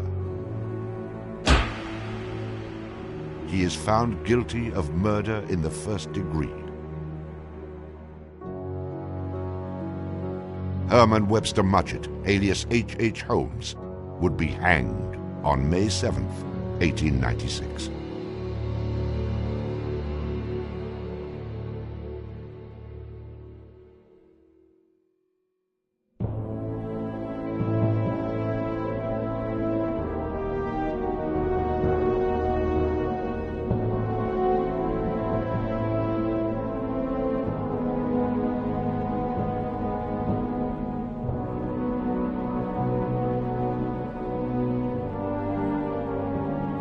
While Holmes was in jail, awaiting the execution of the sentence, he was made an offer by William Randolph Hearst, supposedly for a significant amount of money, to provide his confessions. Holmes, who had already issued about a half a dozen completely self-contradictory versions of his crimes, clearly at this point felt he had nothing to lose. He was going to die anyway. In this confession, he did a complete about-face and portrayed himself as the worst monster who ever lived. He just basically confessed to every crime anybody had ever suspected him of and threw in a few more for good measure. He's reliving the fantasies after the fact now. He's reliving the fantasies of things that he did. She was very willing to do this, and prepared to leave the vault upon completing the letter, only to learn that the door would never again be opened until she had ceased to suffer the tortures of a slow and lingering death.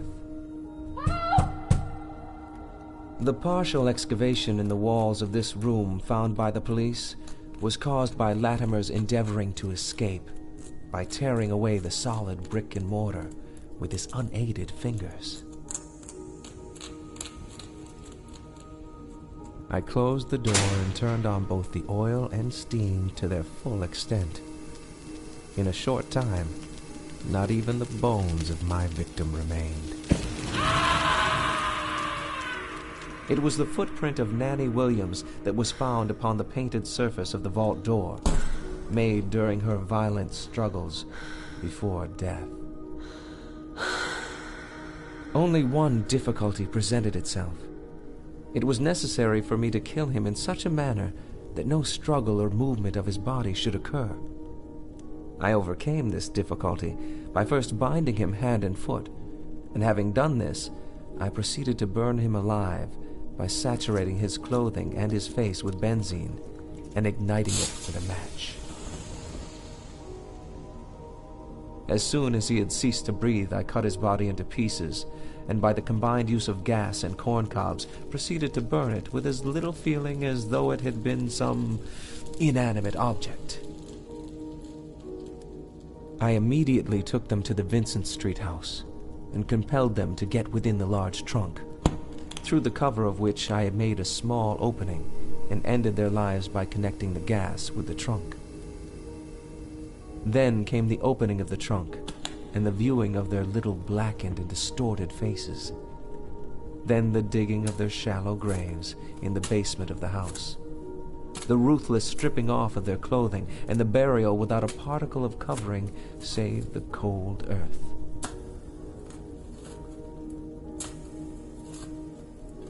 I am convinced that since my imprisonment,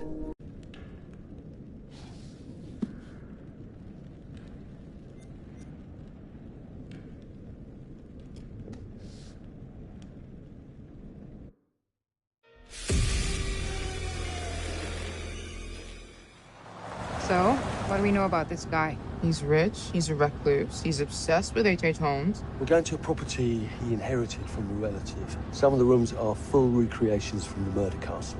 Dumet has blueprints, documents, artifacts. Totally sane, I'm sure. There are various elements we knew we wanted to explore when designing the hotel, from developing areas and set pieces that generated a constant sense of uneasiness and tension, to memorable trap rooms that forced the player into frantic life and death decisions. I'm so sorry. We took a lot of inspiration from Holmes' original murder castle, as we wanted to capture the way that Holmes' castle was created to disorientate and confuse his victims. Welcome to the World's Fair Hotel. As cunning as Dumet is, not everything in his castle runs like clockwork anymore. His operation has become so vast that he can't maintain everything, and the Lonic crew have turned up at just the right time to exploit that.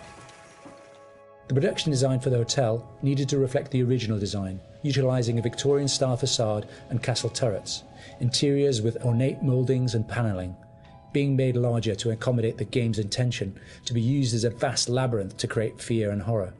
This included the hidden rooms, sliding walls, trapdoors, and secret basements, but with extra central monitor rooms and death rooms, all hidden from the guests, providing multiple layers and multiple levels to explore, unveiling the horror within. Special attention was given to the design of the areas such as the lobby, the bar area, and the dining rooms to provide an authentic, believable Victorian hotel, bringing a feeling of magnitude and foreboding to intimidate the player. Guys? Is that you? The hotel guest rooms were designed to be opulent yet aged, in keeping in style with furnishings and fittings, yet having additional modern electronic window shutters installed to trap the victims. Secret observation rooms were also built adjoining, with hidden doorways to enter. Corridors were cleverly designed to include mechanical sliding walls hidden within the Victorian framework, used to change the layout of the labyrinth throughout the hotel.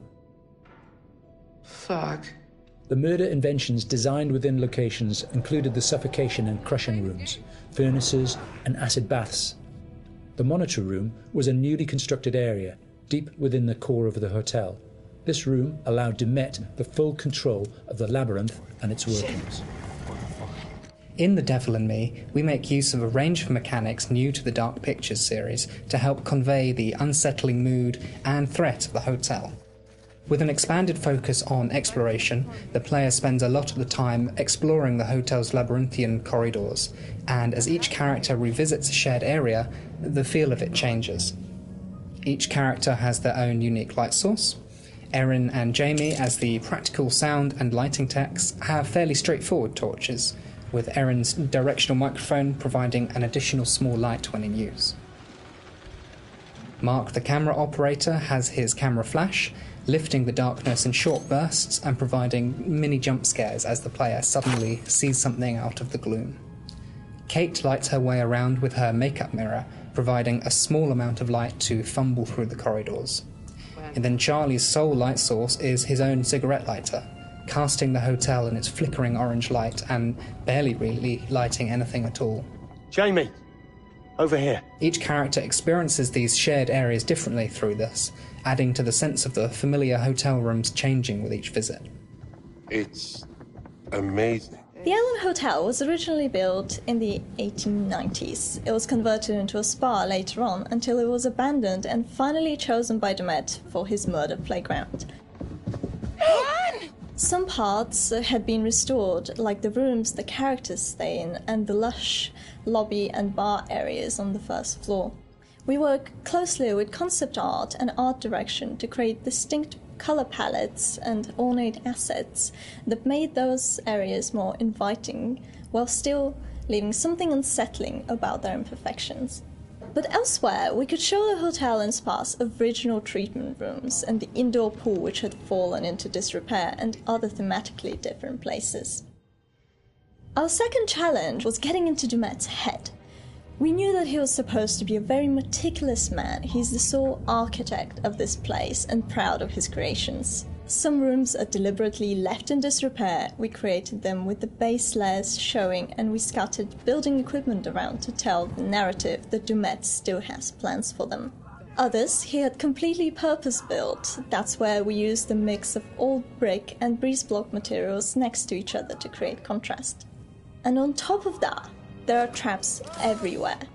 Some of the most interesting areas to create were the ones which were supposed to be off-limits to hotel guests. We wanted to show the stark contrast of his personal space versus the one he hunts people in. The team went as far to even design Dumet's handwriting, and we used that on boards and documents to show more of his personality. There's storytelling in every small detail. Lighting in Devil in Me is a bit different from the previous Dark Picture games, since we have more explorations and more playable areas in the game for players to freely explore.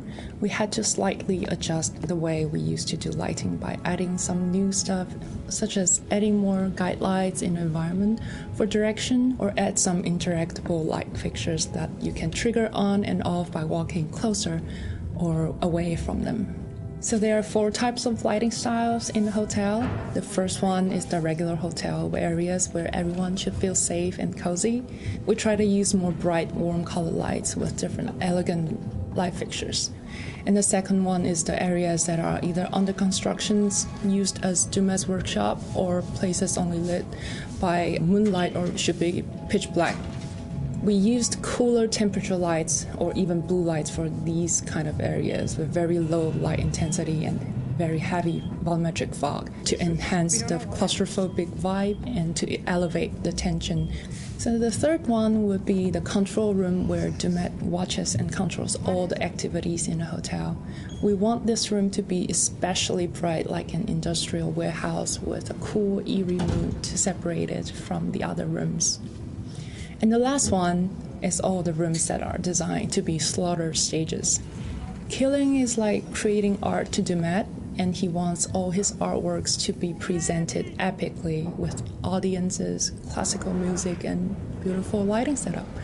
So in these areas, unlike the others that have more neutral color in the lights, we tend to artificially light these areas with either theatrical lighting or use high contrast saturated lighting setup so that we know something is going to happen. If we don't do something, both of them will die, Mark.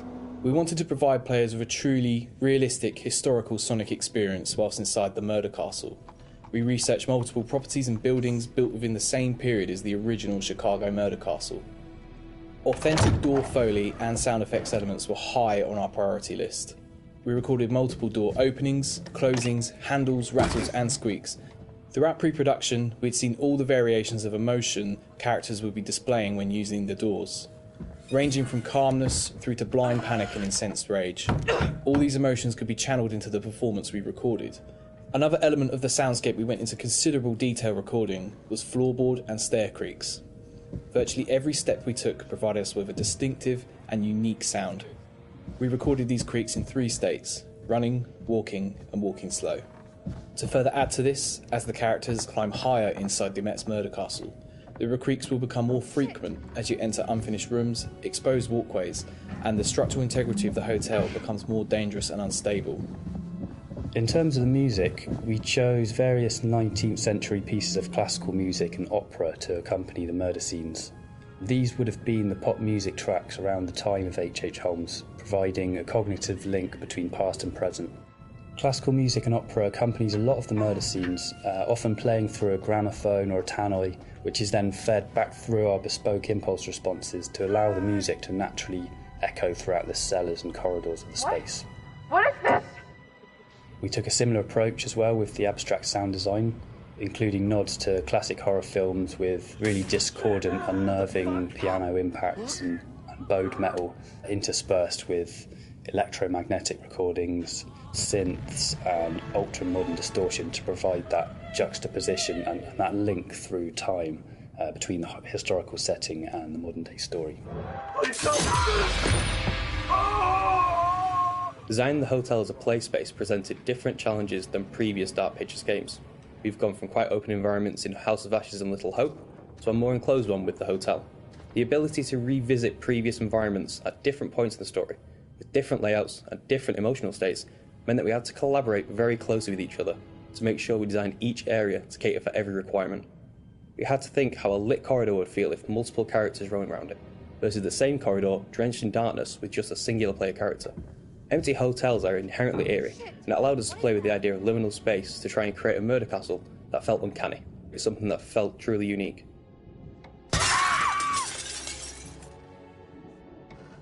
It's me! Get in here! Jamie? Thank God.